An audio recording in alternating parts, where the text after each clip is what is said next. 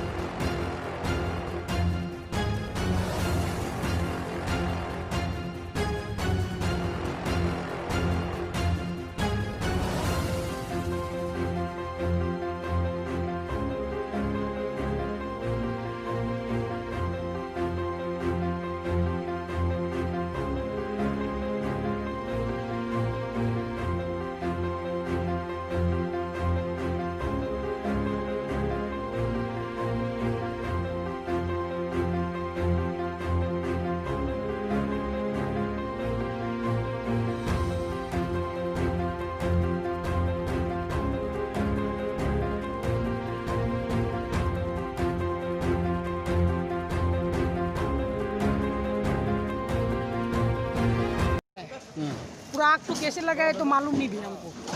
कितना तो घर जला है अभी? यहाँ में 3-4 रूम था, जल गया पूरा जल गया। पूरा जल गया। हम लोग नहीं रहने से गेस्ट हाउस में पूरा आग लग गया था। घर पूरा टान के हम लोग सब गिराया, नहीं रहने से पूरा गेस्ट हाउस में आग लग गया। कितना समय में क्या है? ये अभी करीबन 10-15 मिनट में पूरा जल गया है। कितना तो रूम जला है? हाँ? कितना तो रूम जला है? 3-4 रूम था, जल गया है। इसमें आदमी था क्या? आदमी से आदमी नहीं था, खाली रूम था।